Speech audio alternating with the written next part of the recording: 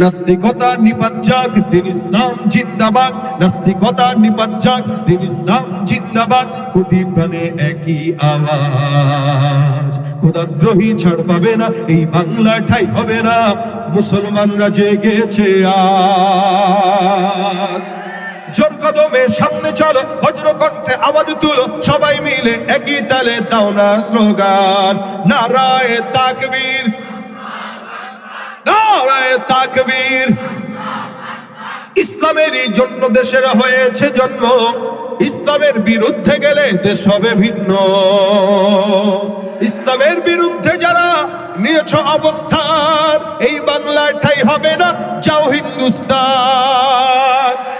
জোর কদমে সামনে চলো, বজ্র কণ্ঠে আওয়াজ তুলো, সবাই মিলে একই তালে দাও না স্লোগান, নারায়ে তাকবীর। মুসলমানের এই দেশেতে নাস্তিকদের ঠাঁই নাই, নাস্তিকদের পক্ষে যারা তাদের কোনো রক্ষা নাই।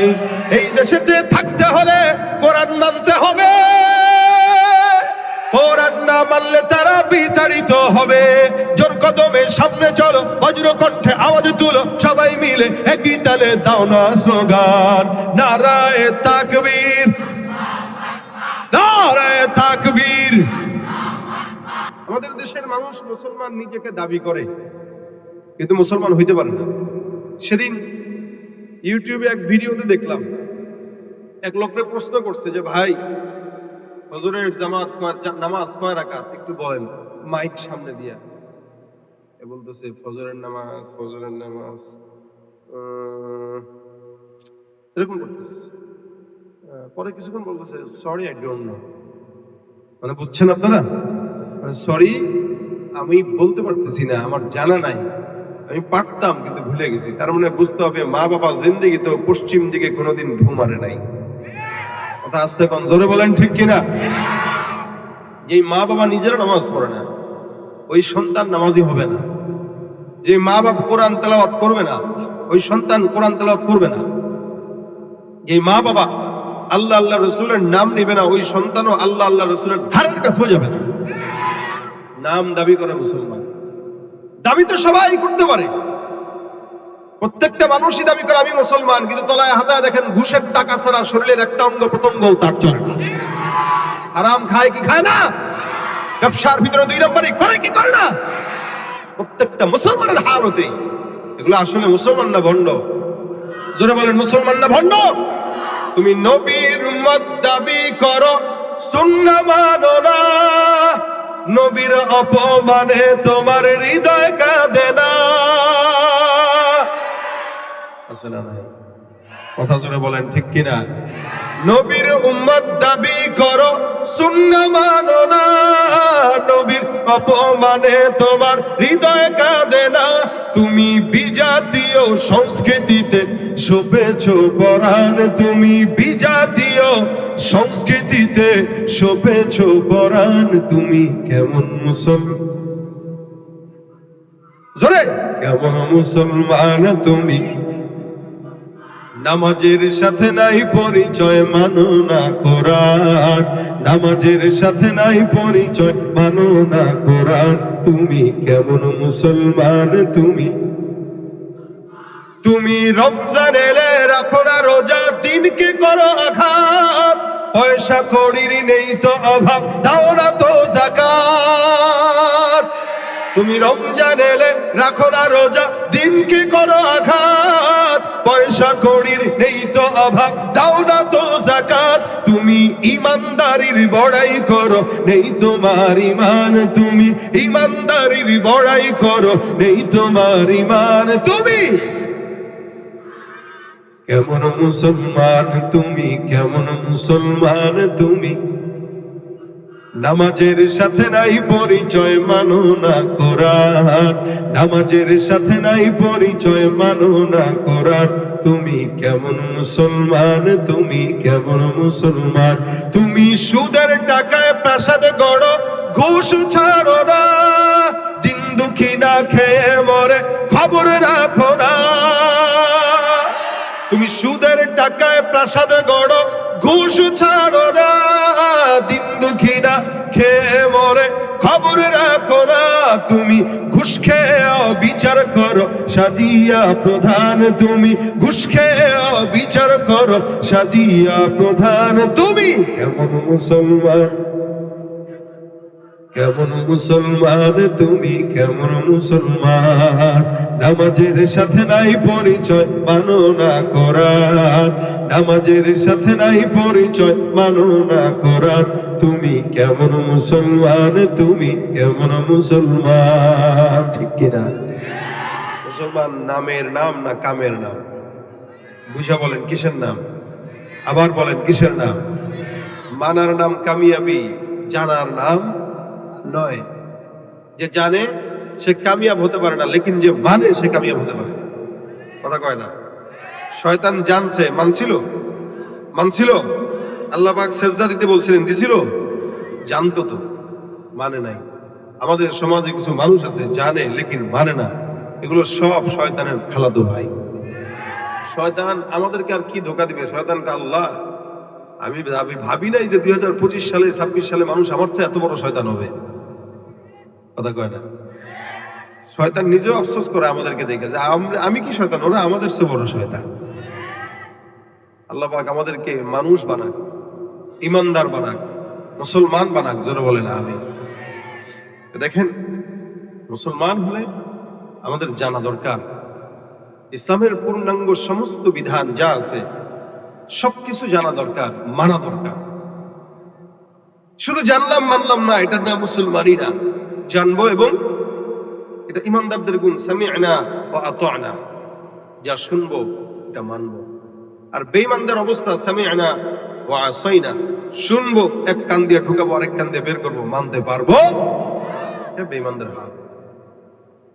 ভাইরা, এখানে যারা আপনারা আছেন, আমি আপনাদেরকে রাসূল সাল্লাল্লাহু আলাইহি ওয়াসাল্লামের একটি হাদিস, আল্লাহর কোরআন থেকে একটি আয়াত তেলাওয়াত করেছি অংশ, ওইটার অনুকূলে কিছু কথা।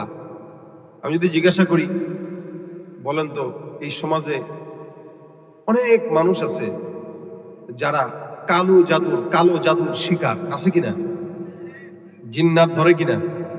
শয়তান জিন্নাত ওয়াসওয়াসা দেয়, এই টাইপের অনেক ক্ষতি মানুষ মানুষকে করে। এছাড়াও অনেক ধরনের দুনিয়াবি বাহ্যিক ক্ষতি আছে, আমরা সবাই এগুলো থেকে বাঁচতে চাই, কিন্তু আমরা জানি না আমল কোনটা। ঠিক তেমনই ভাবে আমরা সবাই চাই আল্লাহ পাকের জান্নাত, চাই কিনা? একটু কঠিন ভাবে চাই না সহজ ভাবে চাই? একটু 10 বছর পরে, মরার 10 বছর জাহান্নামে জ্বলা পড়া তারপরে জান্নাতে যাব, এরকম চাই, নাকি মরার সাথে সাথে চাই? আল্লাহ দান করুক।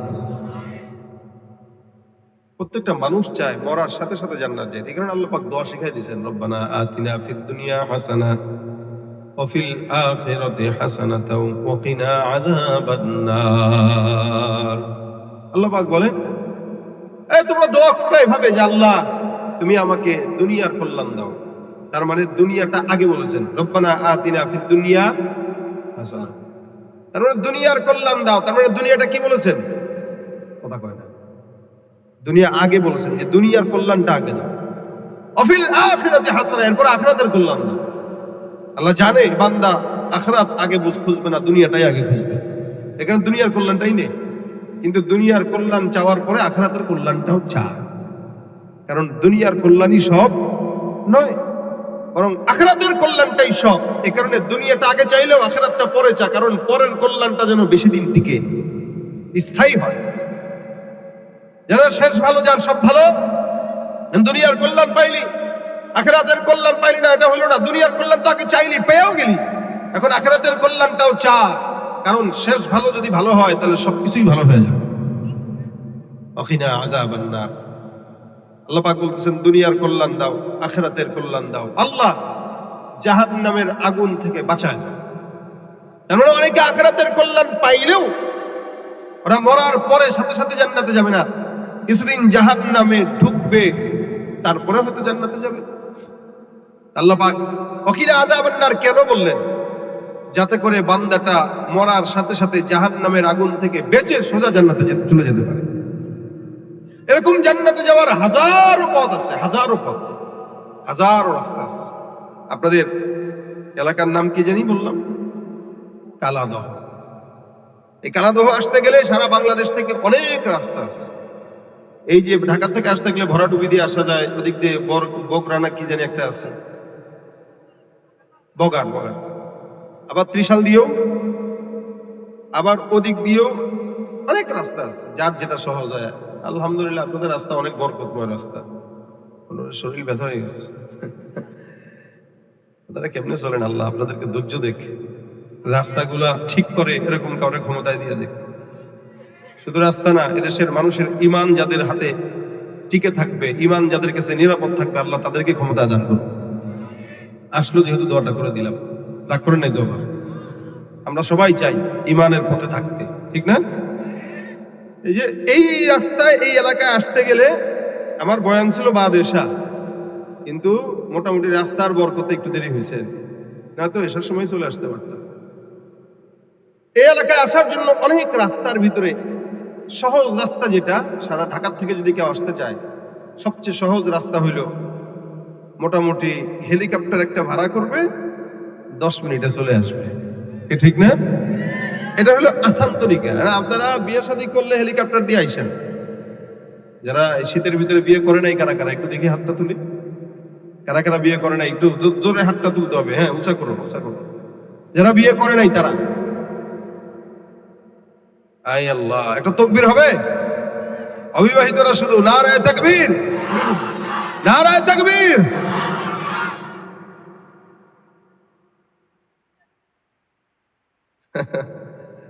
চিন্তা করছেন বিয়েও বুঝে। এ ভাই, যারা অবিবাহিত আছে, আল্লাহ পাক যেগুলোর বয়স হচ্ছে এগুলোর বিয়ে দিয়ে বহু ব্যবস্থা করে দেয় আল্লাহ। বিয়ে শাদী করে না, পরে খালি একবার এখানে, একবার এখানে, একবার এখানে, একবার এখানে খালি ঘুরে, কি ঠিক না? এই ঘোরাঘুরি করার সাথে বিয়ে করা ভালো, কি ঠিক না? যাদের বিয়ের বয়স হয়েছে আল্লাহ এদেরকে ব্যবস্থা করে দেয়। বিয়ে হইলে বরে উঠানোর সময় নিয়ে আসবা হেলিকপ্টার দিয়া, কি ঠিক না? বাবা গার্জিয়ান তো মনে করে বাচ্চা। আমি একটা বাচ্চার গল্প শোনাবো আপনার করে, কথা কয় না, শোনাবো বাচ্চার গল্প। আমি এক মাহফিলে গেছি উত্তরবঙ্গে। যাওয়ার পরে কমিটির যে সভাপতি আছে, সভাপতি আমারে বলতেছে, হুজুর আমার বাচ্চা একটা মেয়ে আপনার খুব ভক্ত। যেহেতু ছোট ছোট বাচ্চারা আমাদের গজল শুনে, আমি বললাম ঠিক আছে, আপনার বাচ্চা মেয়ে মাশাআল্লাহ ভালো, হুজুর দেখতে চাই আপনাকে, আমাকে নিয়ে আসেন। এখন বাচ্চা মেয়ে আমার ভক্ত, আমাকে দেখবে, ছোট মানুষ আসতেই পারে, দেখবে। আমি বললাম ঠিক আছে, নিয়ে আসেন। সভাপতি কিছুক্ষণ পরে বিশাল সুন্দর করে হিজাব টিজাব পড়ায় আর সাজায় গোছায় লিপস্টিক দিয়া একটা মেয়েরে ঘরে ঢুকাই দিছে। আমি তো বাচ্চা মানুষ মনে করছি ছোট মানুষ আসবে, এখন এমনি ছোট মানুষ আসলে এমনি না তাকায়, আমি এমনি তাকানো লাগতেছে। আমি কি রে, একে উনি কে? সে এক দরজা দিয়ে ঢুকে, আসসালামু আলাইকুম হুজুর, ভালো আছেন? এমনি ঢুকে আমি আপনি এখানে? এবার একটু লজ্জা পেয়ে গেছে। মনে হইলে একটা হালত এরকম যে আমারে মনে হয় বিয়ে দিবে আর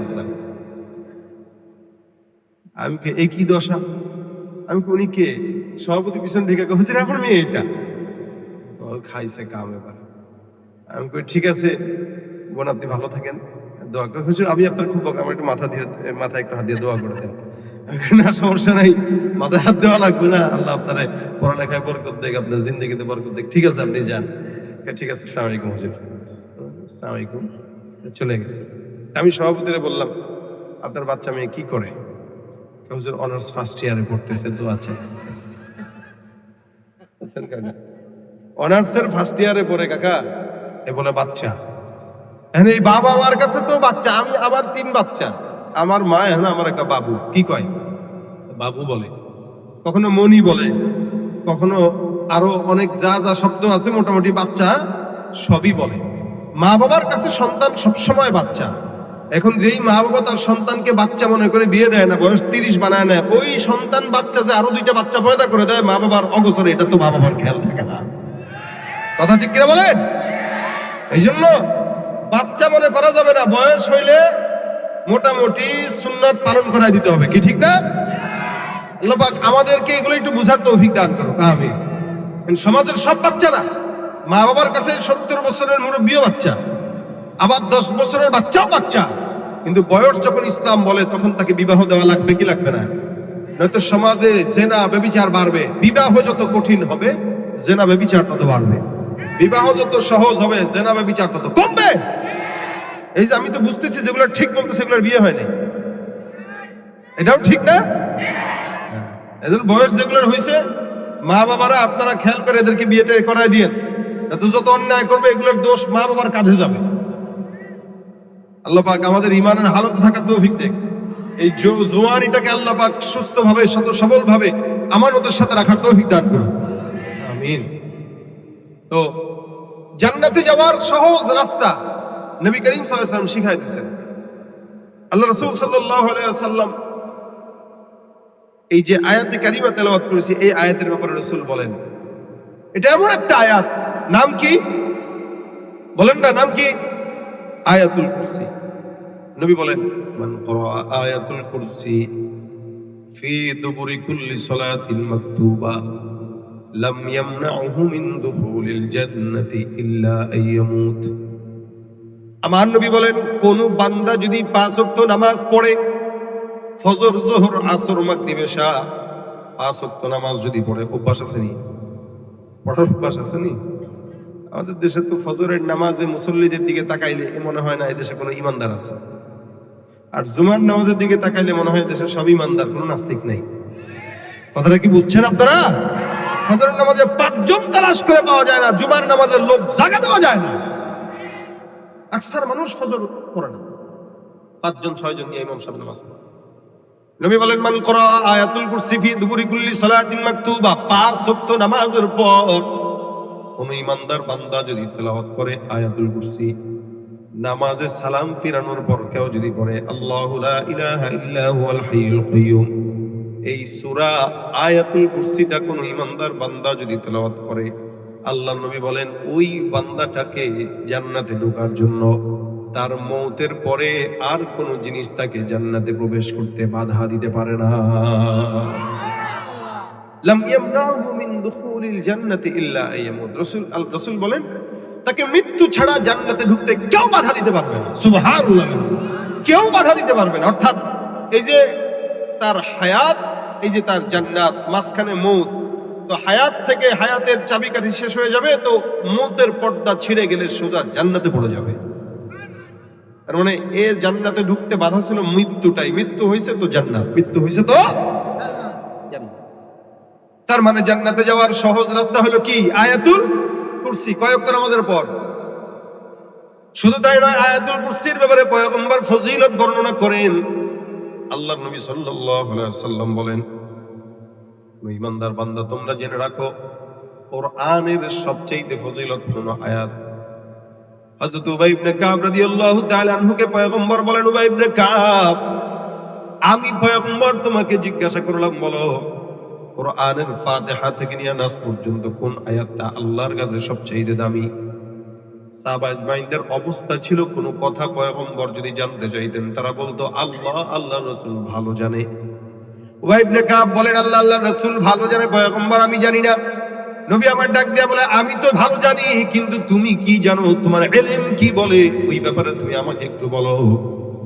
উবাই ইবনে কাব ডাক দিয়া বলেন, ইয়া রাসূলুল্লাহ, আমার ইলম বলে এই জমিনের ভিতরে, আসমানের নিচে, জমিনের উপরে, আসমানের নিচে আল্লাহ পাক যে কোরআন নাযিল করেছেন সূরা ফাতিহা থেকে নিয়ে নাস পর্যন্ত, এই সূরা ফাতিহা থেকে নিয়ে নাস পর্যন্ত যত আয়াত আল্লাহ পাক দান করলেন, এই সব সূরার ভিতরে যত সূরা দান করলেন, এই সব সূরার ভিতরে আমার আল্লাহ পাক রব্বুল আলামিন সমস্ত আয়াতের ভিতরে সবচাইতে দামি আয়াত যাকে বানাইছেন, সেই আয়াতের নাম হলো আয়াতুল কুরসি।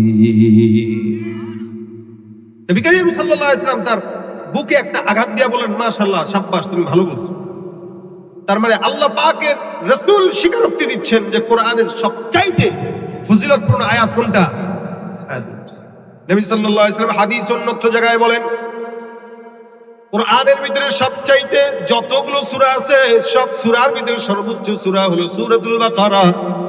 আল্লাহর নবী ডাক দিয়া বলেন, সূরাতুল বাকারা সবচেয়ে উচ্চ সূরা, আর এই সূরা বাকারার সবচাইতে উঁচু সূরাটার নামটাই হলো আয়াতুল কুরসি। সুবহানাল্লাহ। এটা গেল আয়াতুল কুরসির 2 নম্বর ফজিলত।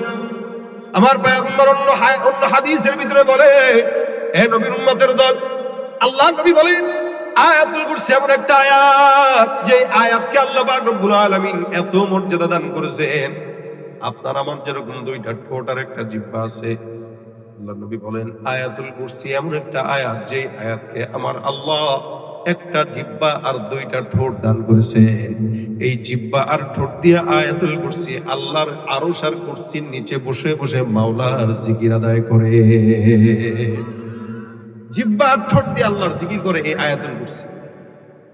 এই জন্য রাসূল সাল্লাল্লাহু আলাইহি ওয়াসাল্লাম এটাকে অনেক ফজিলতপূর্ণ বলেছেন। এই আয়াতের ভিতরে আল্লাহ পাক রব্বুল আলামিন শুরুতেই বান্দাকে ঈমানের সবক দান করলেন। আমার আল্লাহ ডাক দিয়া বলেন, আল্লাহু লা ইলাহা ইল্লা হুয়াল হাইয়ুল কাইয়্যুম।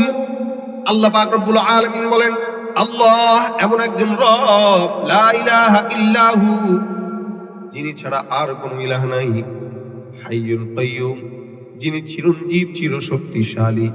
এখানে আল্লাহ পাক সর্বপ্রথম আল্লাহ পাক যে একক, এই ব্যাপারে বান্দাকে স্বীকারোক্তি দিয়ে দিলেন। এখানে আল্লাহ পাক এমন 2টা শব্দ ব্যবহার করলেন।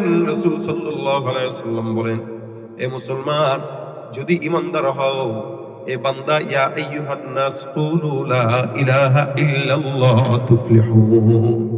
আমার পয়গম্বর বলেন আল্লাহর স্বীকারোক্তি দেওয়াটা প্রত্যেকটা ঈমানদারের কাজ। আমরাও জানি আল্লাহ কয়জন? একজন। এই স্বীকারোক্তিটা আপনার আমার পয়গম্বর আল্লাহ পাক রব্বুল আলামিনের হাবিব মুহাম্মদুর রাসূলুল্লাহ সাল্লাল্লাহু আলাইহি ওয়াসাল্লাম সহ সমস্ত নবীদের কাজ, আদম থেকে মুহাম্মদ পর্যন্ত সব নবীরাই একটা স্বীকারোক্তির কথা বলেছেন। তিনি কে? বলে আল্লাহ। আল্লাহ ছাড়া কোনো ইলাহ নাই। এই জমিনের ভিতরে হায়াত যতদিন থাকবে, রক্ত যতদিন থাকবে, আল্লাহকে আল্লাহ বলে স্বীকার করব। আল্লাহ ছাড়া আর কারো গোলামি করা যাবে না। গোলামি হবে কার? জবান খুলে কার গোলামি হবে? আল্লাহ কয়জন? কয়জন? নির্বাচনকে কেন্দ্র করে আল্লাহ ছাড়া আর কারো গোলামি করা যাবে? পীরের গোলামি করা যাবে? মা বাবার গোলামি করা যাবে? আল্লাহকে বাদ দিয়ে দুনিয়ার কোন মানুষের গোলামি করা জায়েজ নাই। হারাম, হারাম, হারাম। মানতে হবে কাকে? আমি আমার মা বাবাকে ততক্ষণ মানবো যতক্ষণ মা বাবা আমার আল্লাহ আল্লাহ রসুলের পথে থাকে। আমি আমার পীরকে ততক্ষণ মানবো যতক্ষণ পীর আমার আল্লাহ আল্লাহ রসুলের পক্ষে থাকে। আমি আমার নেতাকে ততক্ষণ মানবো যতক্ষণ তারা আমার আল্লাহ আল্লাহ রসুলের পক্ষে থাকে। সুতরাং আল্লাহ ছাড়া কারো গোলামি চলবে? লড়াইয়ের ওই ময়দানেতে যেতে তোমাকে হবে, প্রয়োজনে সব রক্তটুকু জমিনেই ঢেলে দেবে। লড়াইয়ের ওই ময়দানেতে যেতে তোমাকে হবে, প্রয়োজনে সব রক্তটুকু জমিনেই ঢেলে দেবে। তবু তোমায় লড়তেই হবে, মানিবে না পরাজয়। বিপ্লব মানে জীবন দেয়া, বসে থাকা নয়। সে কোনো দিন আসবে না রে, করো যদি ভয়। ঠিক কিনা? লড়বো কার জন্য?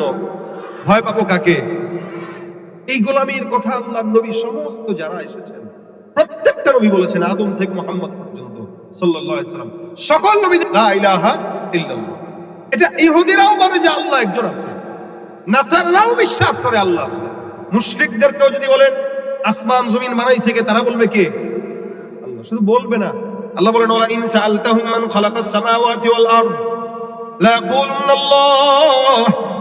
আমার আল্লাহ পাক রব্বুল আলামিন বলেন, এদেরকে যদি প্রশ্ন করা হয় আসমান আর জমিন বানাইলো কে, এরা বলবে লা ইয়াকুলুনা আল্লাহ।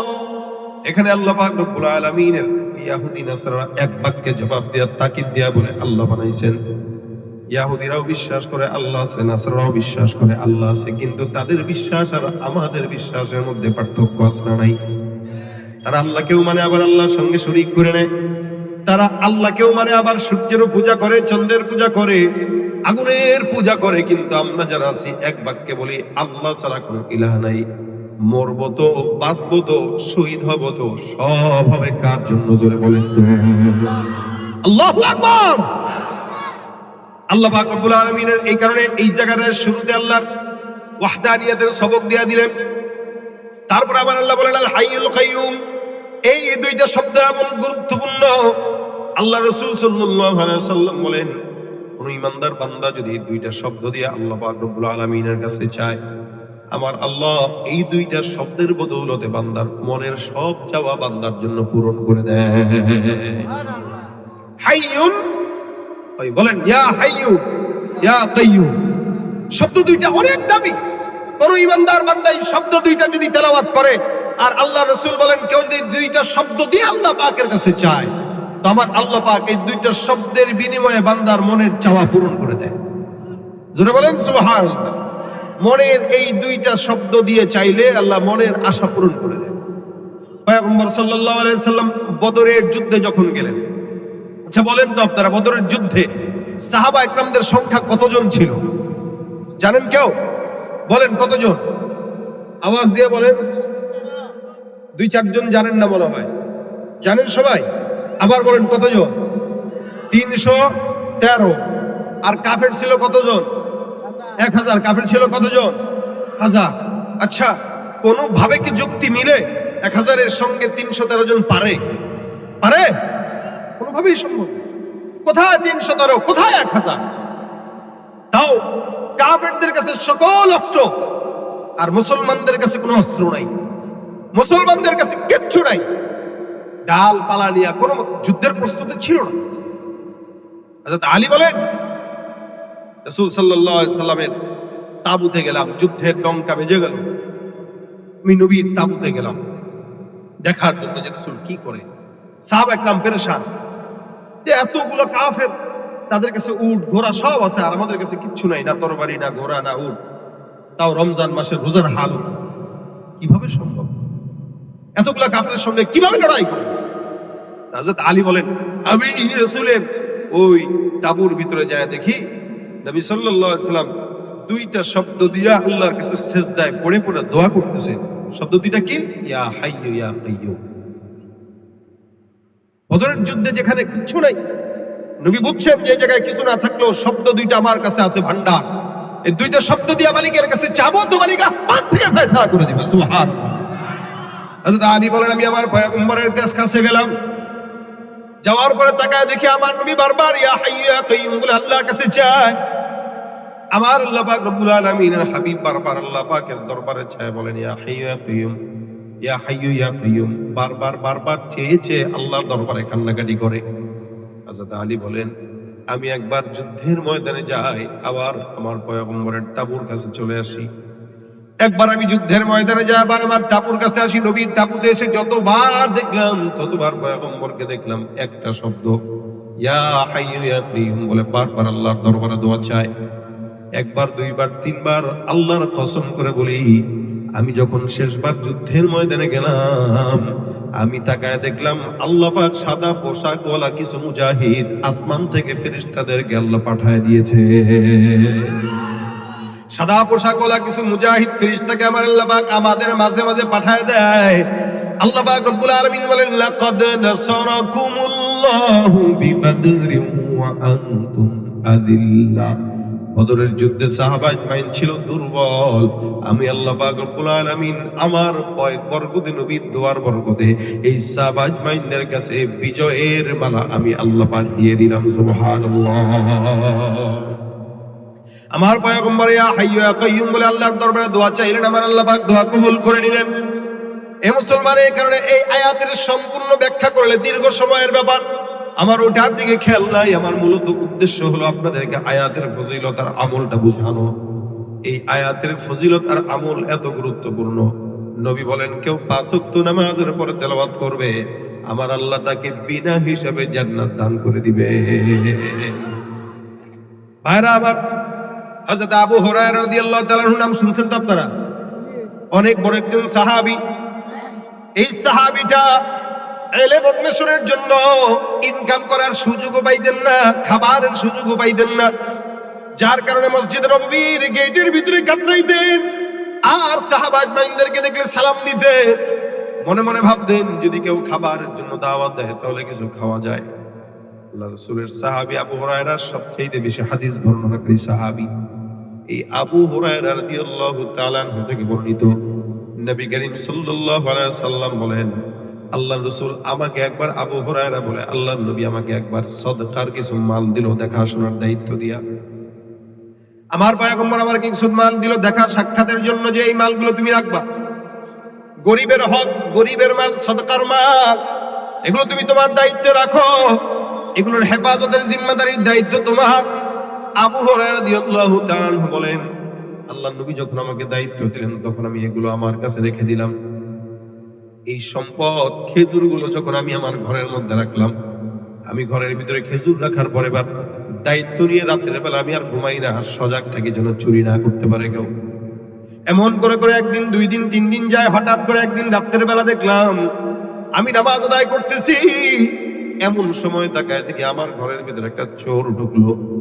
এই চোরটা ঢুকে আল্লাহর নবীর যে সদকাতুল ফিতরের মালগুলো আমার কাছে দিয়ে রাখছে আমানত, এই সদকার মালের ভিতরে হাত দিয়া কিছু খেজুর সে তার ব্যাগের মধ্যে ঢুকানো শুরু করে দিয়েছে। আমার কাছে জিজ্ঞাসাও করে নাই, কথাও বলে নাই, চুপি চুপি ঢুকলো চোরের মতো। আর না বলে চুরি করে নিয়ে যাওয়ার জন্য উদ্যোগ হইল। আমি নামাজ শেষ করলাম, আমার যেহেতু মানুষের, আমি নামাজটা শেষ করে তাকে শক্ত করে ধরে ফেললাম। কি ব্যাপার, ঘরের ভিতরে ঢুকলা, অনুমতি ছাড়া ঢুকলা, আবার অনুমতি ছাড়া মালগুলো কেন নাও? তুমি কি চোর নাকি? চোর ডাক দিয়া বলে, না না আমি চোর নয়, আমি একজন অভাবী। চোর তো চুরি করে তার স্বভাবের কারণে, আমি অভাবের কারণে চুরি করছি। কারণ আমার ঘরের ভিতরে সন্তান না খাওয়া, বিবি না খাওয়া, মা না খাওয়া, দীর্ঘদিন কাজ কাম না পাওয়ার কারণে ক্ষুধার যন্ত্রণায় তারা ছটফট করে। তাদের ক্ষুধার যন্ত্রণায় ছটফট করার কারণে আমি এই সম্পদগুলো এখান থেকে নিয়ে তাদের মুখে দেওয়ার চেষ্টা করলাম। আবু হুরায়রা রাদিয়াল্লাহু তাআলা ডাক দিয়া বলে, এ চোর, তুমি যে এখান থেকে চুরি বলে, চুরি করে না বলে নিয়ে যাও, এগুলো তো আমার নয়, এগুলো সাধারণ জনগণের মাল। আমানতের দায়িত্ব আমার কাছে রাসূল রেখেছেন। মনে রাখবা, আমানতের মাল যে যেমনে দেয় অমনি হেফাজত করা ঈমানের দায়িত্ব, ঠিক কিনা? আমাদের দেশে আছে নাকি আমানত? হ্যাঁ, দিলে নিজের টাকা মনে করে খায়, বাপেরটা মনে করে খায়, নিজেরটাও না। আমানত রাখবেন কোন, আমার আব্বার টাকা খান। এই জন্য দেখবেন সরকারি মাল রিলিফের যদি 10 বস্তা আসে, 10 বস্তার ভিতরে 8 বস্তাই নাই। কথা কয় না? আর জোর বলেন ঠিক কিনা? যাদের হাতে যায় ক্ষমতা, দেশ যেন বাপের ভিটা, রাখতেছে আর শুরু করে বিদেশিদের পাচাটা। যাদের হাতে যায় ক্ষমতা, দেশ যেন বাপের ভিটা, রাখতেছে আর শুরু করে বিদেশিদের পাচাটা। বিদেশিদের কথা মতো চালায় ওরা নিজের দেশ, বিদেশিদের কথা মতো চালায় ওরা নিজের দেশ। দেখতে দেখতে গোল্লায় গেল আমার সোনার বাংলাদেশ। একে একে শেষ করেছি, সবার দেখা হলো শেষ। দেখতে দেখতে গোল্লায় গেল আমার সোনার বাংলাদেশ। দেখতে দেখতে গোল্লায় গেল, আমার সাথে জোরে, দেখতে দেখতে গোল্লায় গেল। কেউ দিল না, সবাই নিল, আমরা যে কলুর বলদ। সারা বছর নেয় না খবর, নির্বাচনে খুব দরদ। কেউ দিল না, সবাই নিল, আমরা যে কলুর বলদ। সারা বছর নেয় না খবর, নির্বাচনে খুব দরদ। নির্বাচনের আগে তাদের ধরে কত রকম বেশ, নির্বাচনের আগে নেতা ধরে কত রকম বেশ। দেখতে দেখতে গোল্লায় গেল, দেখতে দেখতে গোল্লায় গেল আমার সোনার বাংলাদেশ, ঠিক কিনা? রাগ করছেন কেউ? এটা রাগ করছেন কেউ? আমাদের দেশের হালত এরকমই তো, কি বলেন? আমাদের টাকা চুরি করে ওপারে যারা পাঠায় তারা কখনো আমাদের বন্ধু হতে পারে কি? কি এরা কি? সবাই না, ভালো আছে, খারাপও আছে, তবে খারাপই খারাপই। আল্লাহ আমাদের খারাপির হাত থেকে হেফাজত করো। আবু হুরায়রা বলেন, এই তুমি যে চুরি করলা, এ সম্পদ তো আমার না, এটা জনগণের। চোর এবার কান্নাকাটি শুরু করে দিচ্ছে, মাফ করে দেন। না না, তুমি যেহেতু আসছো, তোমার রসুলের কাছে নিব। কার কাছে নিবে? রসুলের কাছে। চোর এবার হাত হাত জোর করে দিল, ভাই মাফ করে দেন, আল্লাহর রাস্তায় আর জিন্দেগিতে চুরি করব না, ভুল হয়ে গেছে। আল্লাহর নবীর সাহাবী আবু হুরায়রা মায়া লেগে গেছে, যার কারণে কয় যাও, আর জীবনে কোরবানি না করতাম না। সত্যি কথা, এটাই শুরু, এটাই শেষ। ঠিক আছে, ছেড়ে দিলাম। চোরকে আবু হুরায়রা ছেড়ে দিলেন। সকালবেলা ফজরের নামাজের সময় মসজিদে নববীতে যায়। আল্লাহ নবী ডাক দেয়া বলে, আবু হুরায়রা, মসজিদে নববীতে আসলা, রাতের বেলা তোমার যেই চোর তোমার ঘরের ভিতরে ঢুকছে, এই চোরটা কোন জায়গায়? চোরকে কই রেখে আসছো? আচ্ছা বলেন তো, রাতের বেলা যখন চোর ঢুকছে নবী ছিল নাকি? তার মানে জানাইলেন কে? আল্লাহ। আবু হুরায়রা ডাক দিয়া বলেন, ইয়া রাসূলুল্লাহ, আপনি কেমনে জানলেন চোর? নবী বলে, আমি জানি। এ আবু হুরায়রা, তুমি তারা ছাড়ছো কেন? আল্লাহ রাসূল, বান্দার বাসায় নাকি তার মা বাবা খাবার পায় না, সন্তান খাবার পায় না, যার কারণে সে আসছে চুরি করার জন্য। এই কারণে মায়া লাগছে, তার কারণে তারা ছেড়ে দিলাম। নবী বলেন, মনে রাখবা, আজকে রাত্রেও চোর আবার তোমার ঘরে ঢুকবে।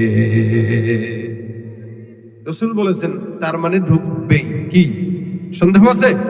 নবী বলেছেন। পিস্তলের গুলি মিস হইতে পারে, লেকিন রাসূলের কথা মিস হবে না। আবু হুরায়রা রাদিয়াল্লাহু তাআলা কয়, রাসূল যেহেতু বলছেন চোর আসবে, তার মানে আসবে। আজকে একটু ভালো মতো পাহারা দেওয়া লাগবে। চোর আজকে তোমার আর ছাড়াছাড়ি নাই। রাতের বেলা হযরত আবু হুরায়রা রাদিয়াল্লাহু তাআলা পাহারা দেয়। হঠাৎ করে গভীর রাত, তাকায় দেখে চোর মশাই হাজির। চোর মশাই যখন ঢুকলো, আল্লাহ নবী সাল্লাল্লাহু আলাইহি ওয়াসাল্লামের সাহাবী আবু হুরায়রা গায়ে পাইছে। নবী বলছেন, ঢুকবা, তুই ঢুকে গেছো, চান্দু ফালাইবা তুই। হ্যাঁ বেটা চল, তোর নবীর কাছে নিয়ে যাবো। ভাই সরি সরি সরি ভাই, ভুল হয়ে গেছে ভাই, ভুল হয়ে গেছে, প্লিজ ভাই মাফ করে দেন। চোরের অবস্থাই হলো, হাজারো বার চুরি করার পরে ধরা খাইলে সে বলবে ভাই এটাই শেষ, আর জিন্দেগিতে করবো। কিন্তু হাজারো বার কসম খাইলে কি সে কসম মানে? মানে না। আবু হুরায়রা বলেন, না না, ছাড়া যাবে না, নবীর কাছে নেওয়া লাগবে। বলে না ভাই, জিন্দেগিতে কান ধরছে। আল্লাহ নবীর সাহাবী ডাক দেয়া কয়, এবার তুই কান ধরিস না, কান্নাকাটি করিস না, রাসূল তোরে কিছু বলবে না, কিন্তু তুই নবীর কাছে যাবি। কয় না ভাই, মাফ করে দেন, জিন্দেগিতে বারবার মাফ চায়, চোখের পানি ছেড়ে কান্দে। সাহাবা আজমাইনদের অবস্থা ছিল, দিলের ভিতরে ছিল দরদ, যার কারণে আল্লাহ নবীর সাহাবী আবু হুরায়রা মায়া লাগছে, তারে ছেড়ে দিছে। চোর তো চলে গেছে। ফজরের নামাজের সময় নবী ডাক দেয়া কয়, কি ব্যাপার, রাতের চোর কই, ছেড়ে দিছো নাকি? আবু হুরায়রা রাদিয়াল্লাহু তাআলা ডাক দেয়া বলে, ইয়া রাসূলুল্লাহ, চোরটা কান্নাকাটি করছে, ওয়াদাবদ্ধ হয়েছে আর জিন্দেগিতে আসবে না, মায়া লেগে গেছে, যার কারণে চোরকে ছেড়ে দিলাম। নবী ডাক দেয়া কয়, তুমি তো চোরের কারণে মায়া লাগলো, তুমি ছেড়ে দিলা, কিন্তু আমি তো বললাম চোরটা আজকে রাত্রেও আসবে। নবী বারবার বললেন চোর আজকে রাত্রেও আসবে। আবু হুরায়রা কয়, হুজুর আজকে রাত্রে যদি চোর আসে, আমার একদিন কি তার একদিন, 100% তারে আপনার কাছে নিয়ে আসবে। বিচার আপনি নিজের হাতে করবেন। এ মুসলমান, চোরটা পরপর 2 দিন আসলো। আল্লাহ রাসূল সাল্লাল্লাহু আলাইহি ওয়াসাল্লাম বললেন আবারও আসবে, তার মানে আবার আসবে কি আসবে না? আসবে, 100% আসবে, কোনো সন্দেহ নাই। মুসলমান নবীর উম্মত আমাদের সমাজেও চোর আছে না নাই? আছে। তবে মুশকিল হলো, আমরা ছোট চোরদেরকে দেখলে মারতে মারতে রক্ত বের করে ফেলাই, আর বড় চোরদেরকে দেখলে 14 বার সালাম দিয়া মুখের ফেনা তুলে ফেলি, ঠিক কিনা? ছোট চোর দেখলে কয়, এই ফিডা, এটা ফিডা। তো কি নিছে? কিছু নেয় নেই, পকেটে হাত দিতে গেছিল, অত সোজা উঠছে বড় বাটফার আমি। তাহলে মানুষ কেন মারতে হইব, শিক্ষা দিতে হইব যেন আর চুরি করতে না পারে। এইটারে শিক্ষা দাও, 1 টাকা চুরি করতে বলা চোর, আর ওদিক দিয়ে 1000 কোটি কোটি টাকা চুরি করে পারে পাঠায়, তাদেরকে সালাম দাও কেন? আজকে 1 টাকার চোরকে যেমন মারছে, 1 কোটি টাকার চোরকে যদি এভাবে শায়েস্তা করা হতো, দেশের চোর বাড়তে পারতো না, ঠিক কিনা জোরে? কিন্তু আমরা ছোটদেরকে দেখলে মারি, বড়দেরকে দেখলে সালাম দিই। এই কারণে ইসলামের বিধান হলো যে চুরি করবে, চুরি করলে হাত দুইটা কি করবে? কি করবে বলেন না? এদেশে যদি বিধান থাকতো চুরি করলে হাত কাটা হবে, আল্লাহর কসম চোর বাড়তে পারতো না। কথা বলেন না কেন? বাড়তে পারতো? এই জন্য ইসলামের বিধান এটা আমাদের জন্য জরুরি নয়, ফরজ। যদি না মানি, কিয়ামত পর্যন্ত সরকার পালাবদল হবে, লেকিন শান্তি সমাজে আসবে না। চোর এটা 2য় দিনও পার হয়ে গেল। 3য় দিন রাতের বেলা আবু হুরায়রা তাকায় দেখে ঘরের ভিতরে চোর হাজির। আল্লাহ নবীর সাহাবী রশি টশি নিয়ে রেডি, আজকে বানবো, বাইন্দা পরে চলে গেছেন। চোর মশাইরে ধরলো, ধরার পরে ডাক দেয়া কয়, আজকে আর সাহায্য নাই, হাত দুইটা বাঁধছে বাইরে এক কোণার মধ্যে বসায় রেখে বাস, কথা বলবি না, তুই কথা বললেই বিপদ হয়, কথা বললে কান্দে, কানলে মায়া লেগে যায়, ছেড়ে দে, কোনো কথা বলবি না, চোখ কথা বললেই খবর আছে। চোর কথা তো আর বলে না, কিন্তু ভাবতেছে কি বলা যায় আজকে, কারণ গত 2 দিন একই কথা বলে ছুটছে, আজকেও যদি একই কথা বলে তো মিথ্যা কথা কয়দিন চলে। এ কারণে চোর চিন্তা করলো যে বুদ্ধিটা পাল্টানো লাগবে। ভাবতেছে ভাবতেছে ভাবতেছে কি করা যায়, কি বলে ছুটা যায়। কিছুক্ষণ পরে ডাক দেখা আবু হুরায়রা বলে, এই চুপ, শুনেন না শুনেন, অন্য কথা আমারও ছাড়া দরকার নেই, তবে আপনাকে আমার ভালো লাগছে। কি লাগছে? মানে একটু গল্প করতেছে আর কি, খোশ গল্প, প্রেমের আলাপ করতেছে, ভাও করতেছে। আবু হুরায়রা কয়, কি বলবেন বলেন। না ভাবছিলাম আপনার ভালো লাগছে তো আপনার একটা জিনিস শিখাইতাম আর কি। বলে, কি শিখাইবেন? আল্লাহর কোরআন থেকে একটা আয়াতের আমল শিখাবো, যেটা আপনি জানেন না, এটা আমি শিওর। আপনি যদি শিখতে চান তাহলে আমি শিখাবো। কে শিখাবে? কথা বলে না, কে শিখাবে? চোরে শিখাবে আবু হুরায়রাকে। বুঝতে হবে এই চোর সাধারণ চোর না, চোর হলেও ইমানদার, চোর হলেও। আবু হুরায়রা রাদিয়াল্লাহু তাআলা বললেন, তুমি আমাদের শিখাবা? হ্যাঁ, তো কি হয়েছে, আমি শিখাবো, আমি চোর হলেও বুঝি আমার ইমান টিমান নাই নাকি, আপনি শিখবেন কিনা বলেন। ঠিক আছে শিখাও। শিখাইলে কি এত সহজ, আবার কি কঠিনের কি আছে, শিখাইলে শিখাও। শিখাবো, শর্ত হইলো আমার ছেড়ে দিতে হবে। এই কথা। কি শিখাইবা? কোরআনের আয়াতের একটা আমল, যদি পছন্দ না হয় 100% পছন্দ হবে, পছন্দ হইলে ছাড়তে হবে। আবু হুরায়রা রাদিয়াল্লাহু তাআলা আনহু চিন্তা করলেন, এই চোররে ধরে রেখে তো কোনো বেনিফিট নেই, কিন্তু কোরআনের একটা আয়াতের আমল শিখলে বেনিফিট আছে। কি বলেন, ঠিক না? কোরআনের আয়াতের আমল শিখবো, ফায়দা আছে, আখিরাতে ফায়দা আছে, দুনিয়াতে আমল করতে পারবো। কিন্তু ওর মতো চোররে ধরে রেখে ফায়দা কি? যতক্ষণ থাকবো ততক্ষণ ইবাদত নষ্ট হবে। ও ভাই তুই বল, কি শিখাবি বল।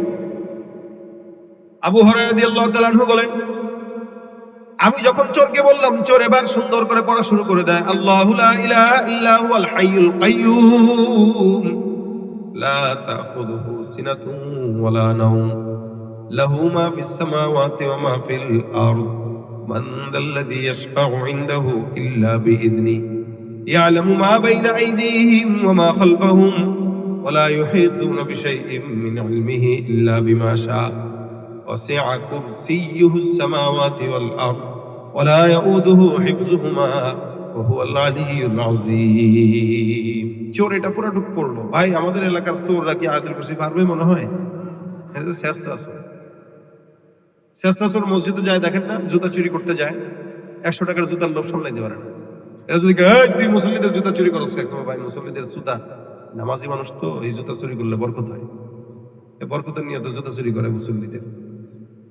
এখন চোরে চুরি করছে, ওরা ধরা পড়ছে, ধরা পড়ে এবার আয়াতুল কুরসি শিখাইছে আবু হুরায়রা রাদিয়াল্লাহু তাআলা আনহু। আবু হুরায়রা রাদিয়াল্লাহু তাআলা আনহু বলেন, এটা তো আমি জানি।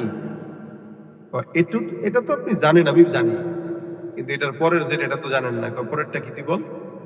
চোর বলতেছে, পরেরটা হইল, এটা যদি আপনি রাতের বেলা ঘুমানোর আগে পড়েন, বুঝছেন, রাতের বেলা ঘুমানোর আগে যদি পড়েন, আবার সকালবেলা ফজরের পরে যদি পড়েন, তাহলে সারা দিন আর সারা রাত শয়তানের সকল প্রকার অনিষ্টতা থেকে আল্লাহ নিজের জিম্মাদারি নিয়ে হেফাজত করবে।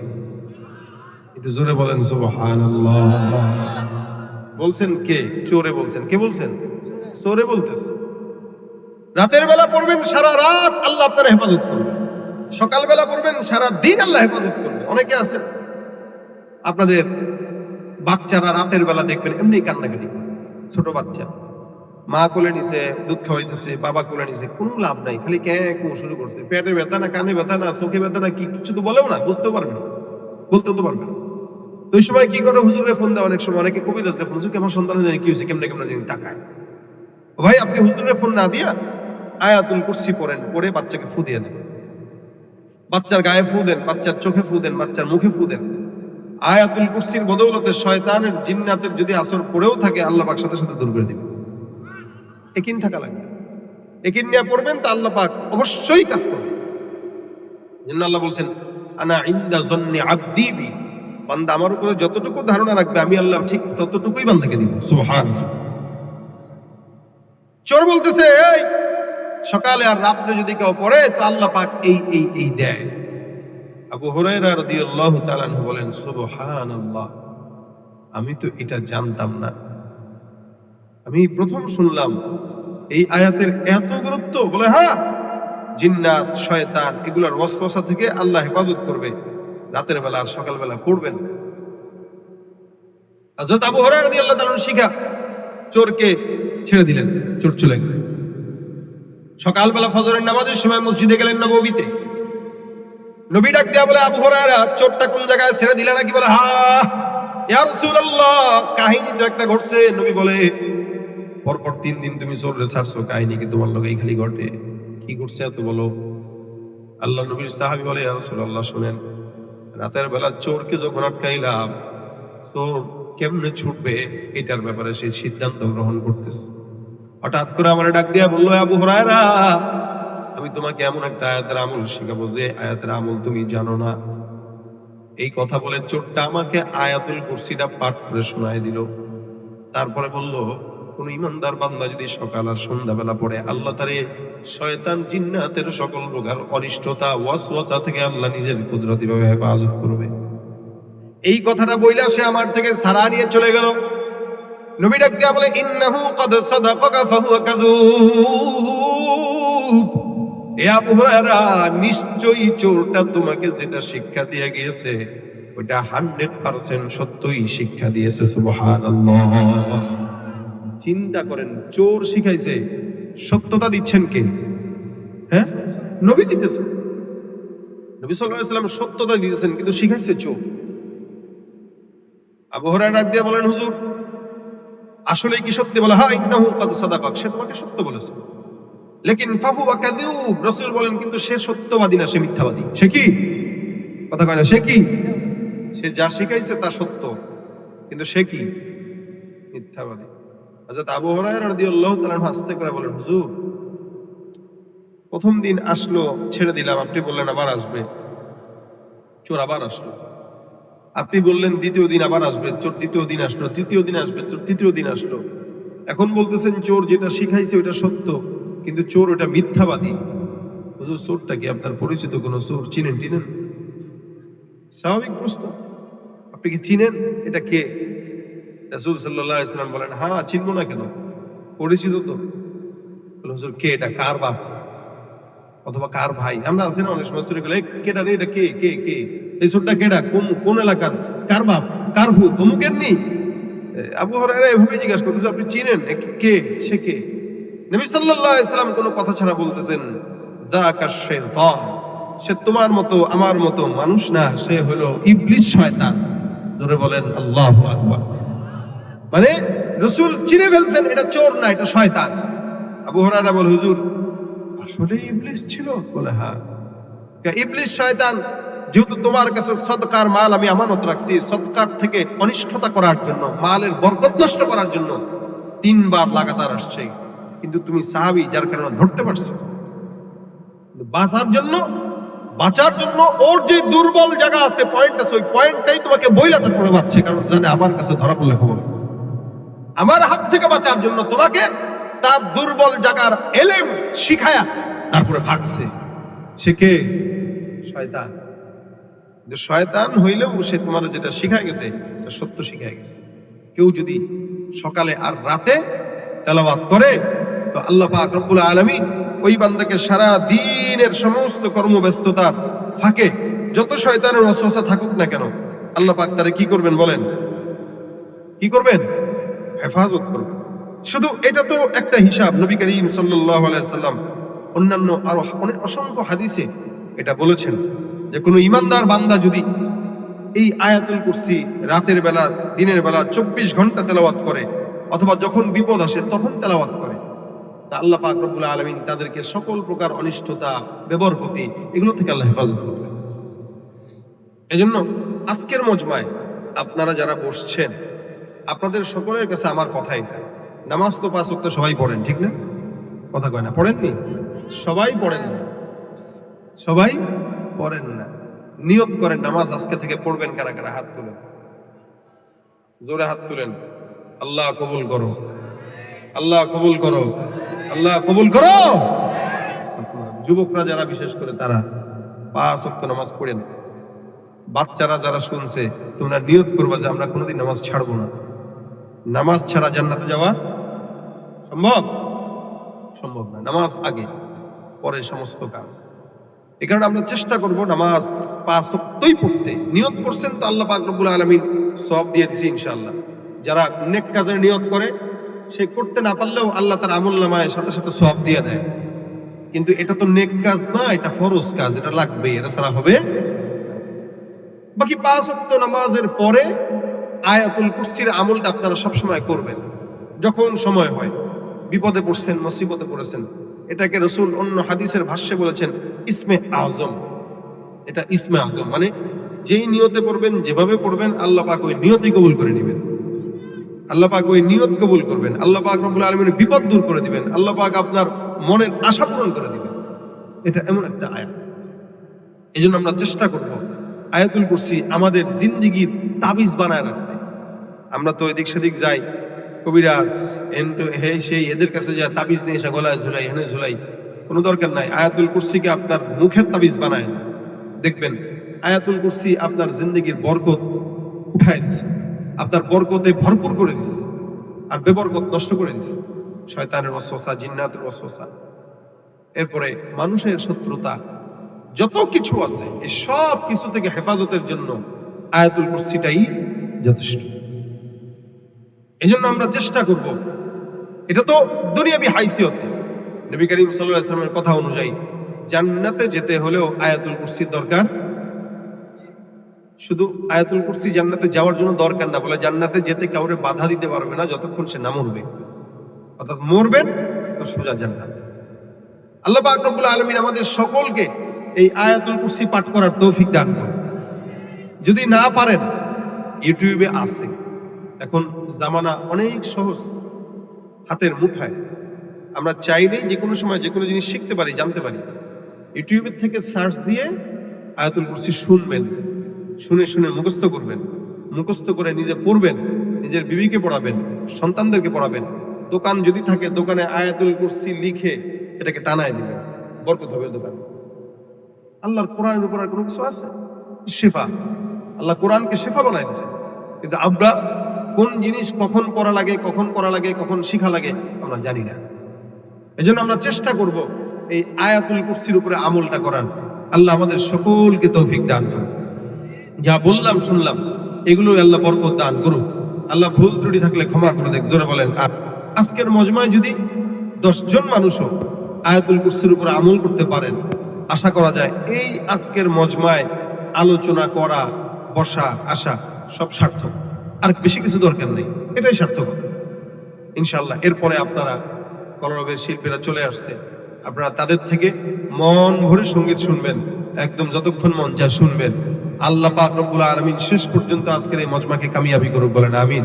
যারা আয়োজন করেছে, যারা কষ্ট মুজাহাদা করেছে, টাকা পয়সা দিয়ে, শ্রম দিয়ে, মেধাবুদ্ধি দিয়ে, আল্লাহ সকলের সহযোগিতা কবুল করুন, বলেন আমিন। এরপর আমি আপনাদেরকে নিয়ে একটা গজল গাবো, শুনবেন? আজকে তো অনেক গজল শুনবেন, আমার এত গাওয়া ঠিক হচ্ছে না। এরপরেও প্রত্যেকের জবানের আলাদা স্বাদ আছে, তাই না?